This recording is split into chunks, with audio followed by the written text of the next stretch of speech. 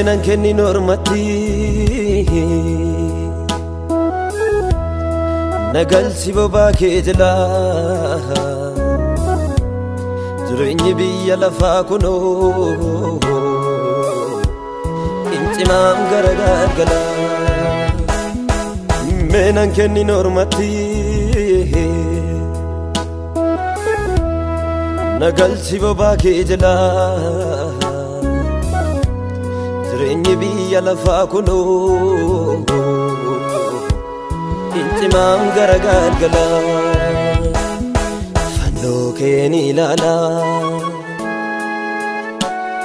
Fannoo keeni ilaala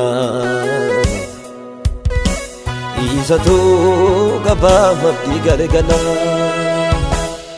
Fannoo keeni ilaala Fannoo keeni ilaala Isatu gabaa mabdii gargala Isatu gabaa mabdii gargala Isatu gabaa mabdii gargala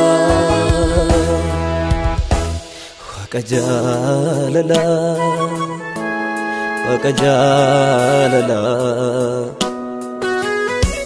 Dhuma koofan sittiyaa na bareechi maaloo galgala Waaqa jaalala Waaqa jaalala Dhuma koofan sittiyaa na bareechi maaloo galgala Galgala koo galgala koo galgala koo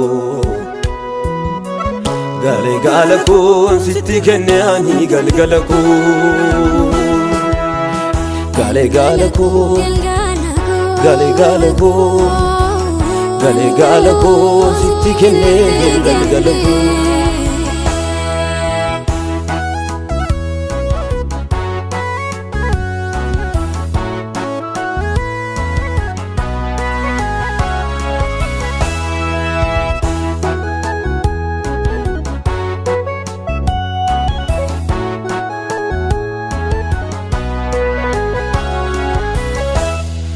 Teesiyo irratee jireenyi biyya lafaa waan har'aatiin malee hundumtuu iyyuu hin hafaa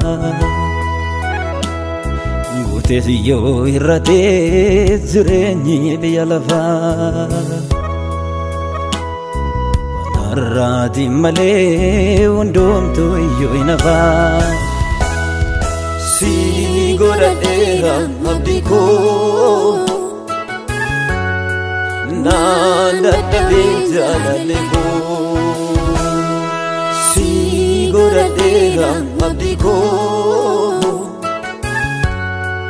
naan dadhabee jaalallee koo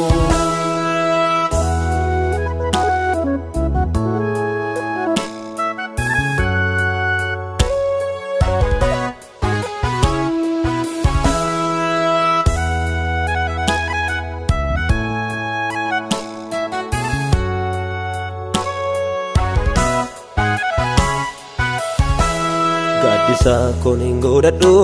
wanta koo hundeen qabne Gaddisa konin godhadhu wanta koo hundeen qabne Wanti dhufee darbu sitti akka addan hin baafne Si malee na deemuun siidhaa moogoleen koo Si malee na deemuun siidhaa moogoleen koo Karaa na buuftee nanisini jaalallee koo Galgala koo galgala koo galgala koo Galgala koo sitti kenne ani galgala koo Galgala koo Galgala koo Galgala koo sitti kenne galgala koo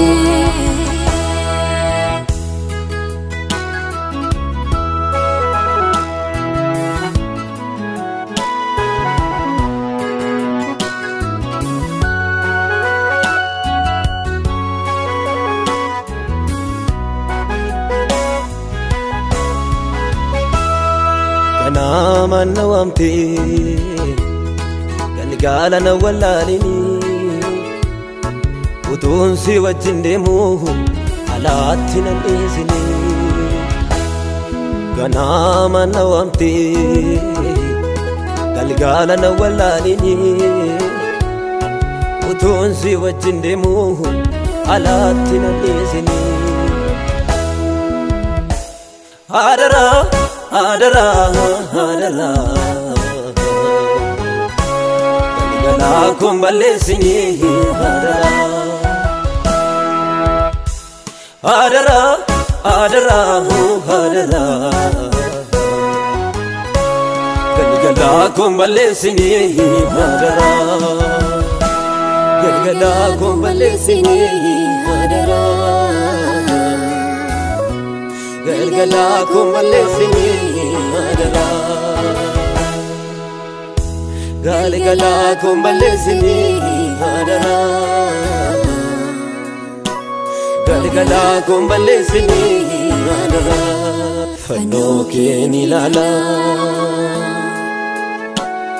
fannoo keen ilaala isatu qaba maddi galgala isatu qaba maddi galgala isatu qaba maddi galgala waqajalala waqajalala duma kofan sitiya na bareechi maalo galgala waqajalala waqajalala duma kofan sitiya na bareechi maalo galgala galgala ko galgala ko galgala ko galgala ko sitti kennaani galgala ko galgala ko galgala ko galgala ko sitti kennaani galgala ko